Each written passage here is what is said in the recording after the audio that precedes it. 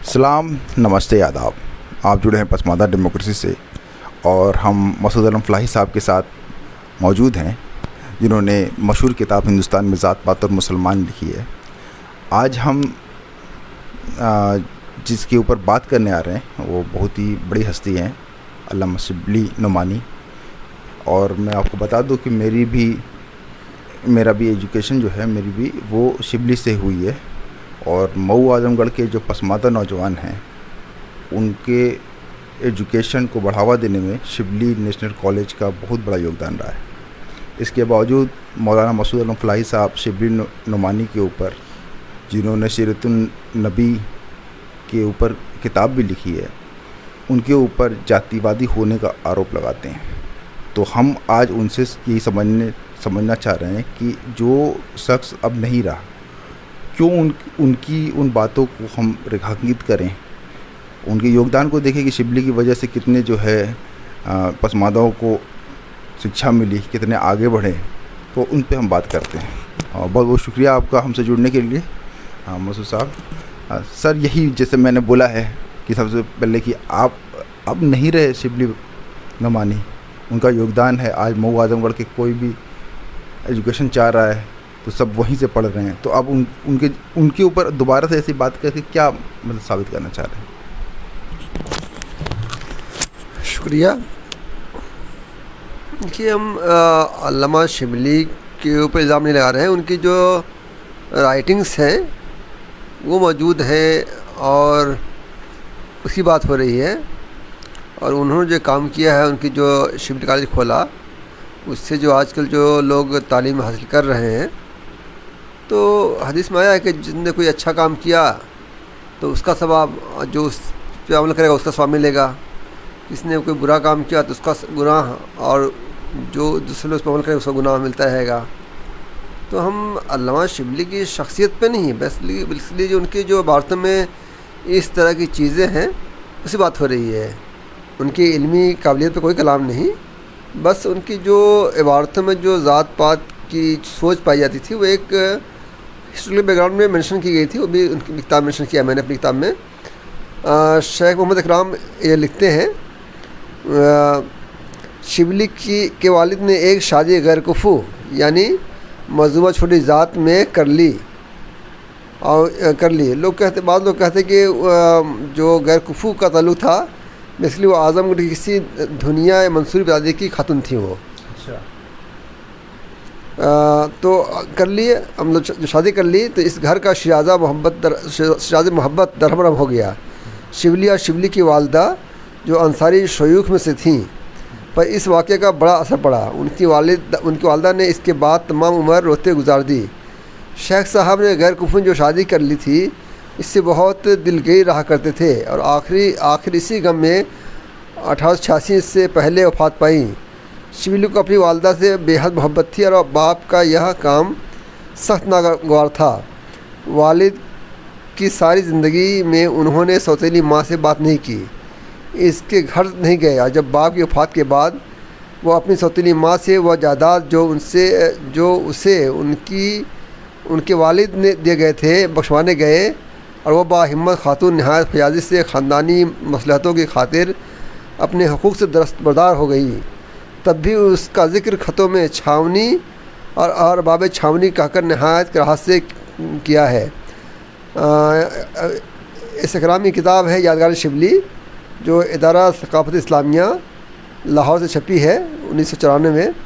सफ़ा 29-30 पे ये बात मौजूद है। मतलब आप इससे ये साबित कर रहे हैं कि उनको जातिवादी सोच की थी, इसलिए अपनी माँ को भी उन्होंने इस हिकारत से दिया। कुफू मतलब माँ उसी गैर कुफू की थी, इसलिए इसको छावनी वाली और छावनी का जिक्र करते थे। हो सकता है कि माँ की मोहब्बत में वो इस तरह की बात कहते हो चुके, माँ जो सौतेली माँ थी वो अपने घर जा नहीं सकती बिंदवल, तो इनको जो यहाँ पे आज़म जो इनकी जागीरें थी वहाँ रखते थे उसको, तो इसीलिए उनको छावनी वाली या रावी छावनी वाली कहा जाता है।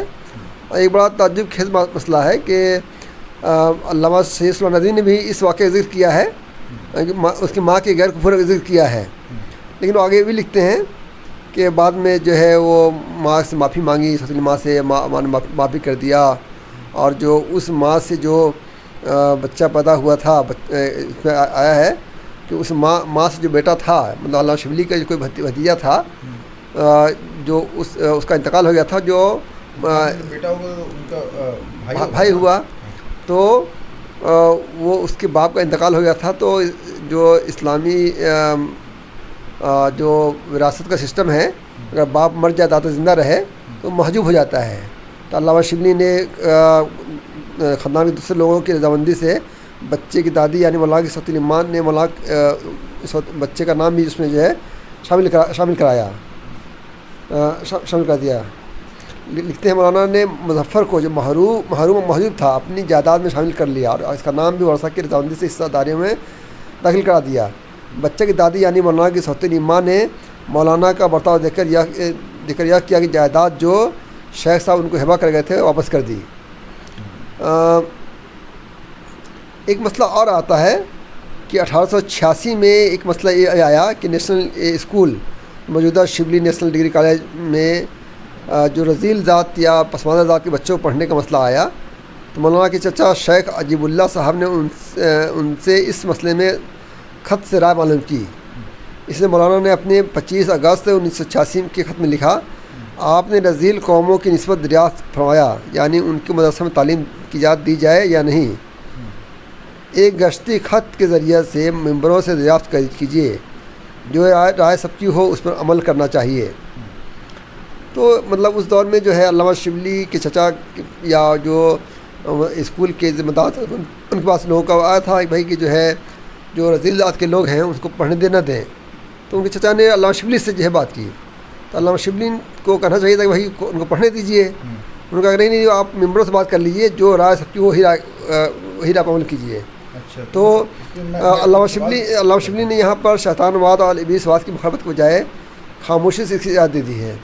ہونا تو یہ چاہیے تھا کہ وہ لکھتے کہ رسول صلی اللہ علیہ وسلم نے تعلیم حاصل کرنا ہر مسلمان کو فرض قرار دیا ہے، لہٰذا جو لوگ یا جو مظلومہ رذیل کی ذات کے بچے پڑھنا چاہتے ہیں ان کو پڑھنے دیجیے، ان کو اس بات ابھاریے. لیکن انہوں نے اس بات کو نہ کہا کر کے ممبر پہ چھوڑ دیا. اور جو ماحول جو سماج کا ماحول تھا اس دور میں، اس سے ہمیں امید نہیں رکھنی چاہیے کہ ممبروں نے اسے اجازت دی ہوگی. اگر اجازت دی ہوتی تو یہ سوال کرنے کی نوبت ہی نہیں آتی. دوسری چیز سوال کر لوں. آپ دیکھیے اجازت نہیں دی، لیکن ہم دیکھ رہے ہیں، جیسے میں شروعات میں بھی بولا ہوں کہ اسی کالج سے میں بھی پڑھا ہوں اور میری بہنیں بھی پڑھی ہیں اور بہت سے اور پسماندہ نوجوان پڑھ رہے ہیں. تو آج دیکھیے کتنا فائدہ ہو رہا ہے، اسے یہاں کی ایجوکیشن کا لیول بھی بڑھ گیا اس کی وجہ سے. اس پہ کیا کہیں گے؟ جس طرح سر سید کا مسئلہ تھا، اس نے نوابوں کے لیے یونیورسٹی کھولی، لیکن آزاد ہندوستان میں اور جمہوریت کی وجہ سے سب لوگ پڑھ رہے ہیں. تو علامہ شبلی نے جو یونیورسٹی قائم کیا ہے اس سے جو لوگ فائدہ اٹھا رہے ہیں ان کو بالکل ثواب ملے گا. اور لیکن ایک بات آ رہی ہے، اس دور کی بات ہو رہی ہے، بات آج کی نہیں ہو رہی ہے. اور جو ہے علامہ شبلی کا جو خاندان ہے بیسیکلی یہ ٹھاکر سے اسلام قبول کیا ہے. اور عام طور پہ جو یہاں پہ ٹھاکر ہوتے تھے وہ اپنے آپ کو خان کہنے لگتے تھے، لیکن علامہ شبلی کا خاندان ٹھاکر کے بجائے جو ہے شیخ کہنے لگا. اس کی خاص وجہ ہے کہ علامہ شبلی کے اپنے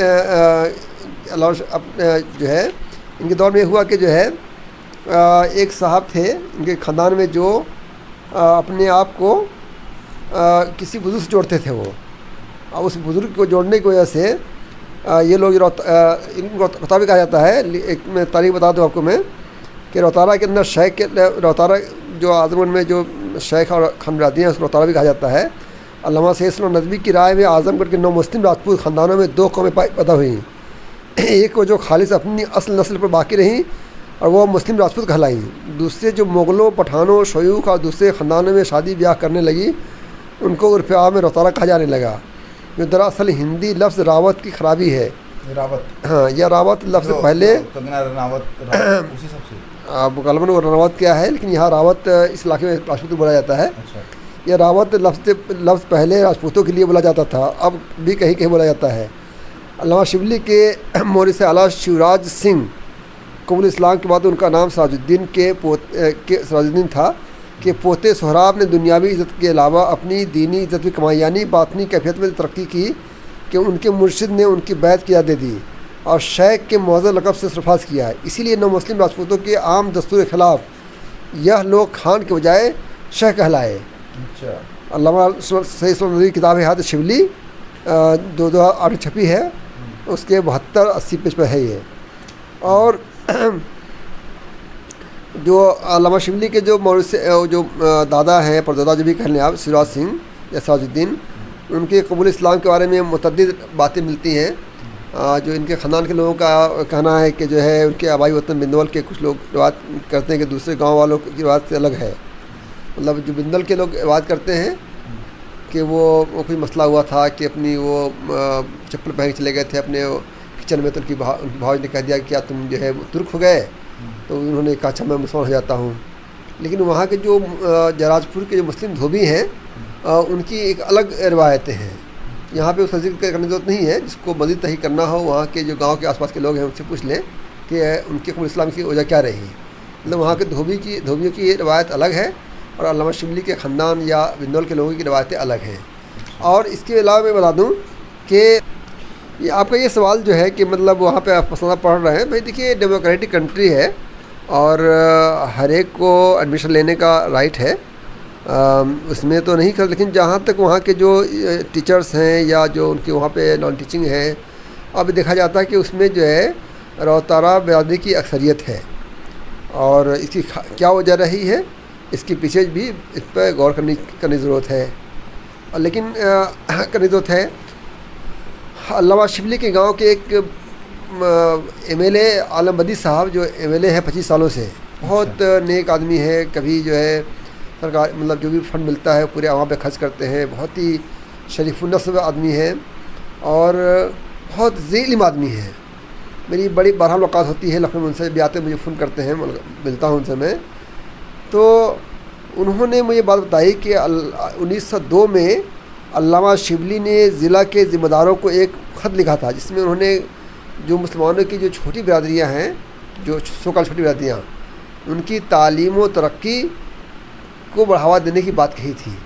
اور انہوں نے بتایا تھا کہ جو ہے ابھی 2 سال پہلے معارف میں یہ مکتوب یا یہ رسالہ خط میں چھپا ہے، میں اس کو تلاش کر رہا ہوں، اور اگر علامہ شبلی نعمانی نے یہ بات کہی ہے تو ان کی جو پرانی باتیں ہیں 1900 پہلے کی ہے، 88 کی ہے، اور اگر یہ بات ہے تو علامہ شبلی پہلے جو باتیں انہوں نے لکھی تھی 1886 کی باتیں ہیں، اور یہ عالم بدی صاحب 1902 کی بات بتا رہے ہیں۔ اگر علامہ شبلی نے ایسا لکھا ہے، مجھے ابھی ملا نہیں، تو واقعاً ان کی پچھلی بات کو نہیں مانی جائے گی، جو ان کی لاسٹ بات ہے 1902 کی اس کو مانی جائے گی، اور ایسا ہے تو پھر وہ کاسٹ نہیں کہے جائیں گے۔ اچھا، تو آپ اپنے بدلاؤ کرنے کے لیے نہیں، میں بدلاؤ نہیں، اگر وہ بات جو محترم عالم بدی صاحب ایم ایل اے ہیں، وہ انہوں نے کہا کہ انہوں نے پڑھا ہے معارف کے اندر، اور وہ کہ یہ بات انہوں نے کہی تھی کہ بھائی جو پسماندہ برادریاں ہیں ان کی تعلیم ترقی کی کوشش کیجیے آپ لوگ، اپنے ذمہ داروں سے کہا تھا۔ اگر ایسا ہے، میں نے مولانا عمیر صدیق ندوی صاحب جو معارف جو دارالمصنفین کے ذمہ دار بھی ہیں اور وہ وہاں معارف کے انچارج بھی ہیں، ان سے بھی کہا ہے میں نے کہ وہ بات ہمیں ڈھونڈ کے دے دیجئے تاکہ حقیقت نظر آ جائے۔ یہ ہمارا مقصد کسی کو بیجا تنقید نہیں کرنا ہے، اگر کوئی بات کسی بات کو کوئی رجوع کر لیتا ہے تو اس کی رجوع مانی جائے گی۔ ہمیں کسی بھی شخصیت سے کوئی بھی نفرت نہیں ہے، ہم ایک علمی کام کر رہے ہیں، ٹھیک ہے۔ اگر علامہ شبلی کی بات مانی جاتی ہے، وہ مل جاتی ہے، تو ان کی ساری باتیں وہ ختم ہو جاتی ہیں اور ان کی لاسٹ بات مانی جائے گی۔ تو جیسا کہ آپ سن رہے تھے مسعود رمفلائی صاحب کو علامہ شبلی نعمانی کے اوپر، اور ہم نے جیسے بات کیا تھا کہ ان کی کتاب کے الگ الگ چیپٹر پر ہم لوگ بات کر رہے ہیں، اور میں کچھ ویڈیو پہلے بھی بنا رکھا ہوں ذات پازا مسلمان کے نام سے، اس کو بھی آپ دیکھ سکتے ہیں۔ تو آپ ہم سے جڑے رہیں، اگلی بار ہم کسی اور شخصیت کے جاتی وادی نظریے پہ بات کریں گے۔ جے پسماندہ، جے ہند۔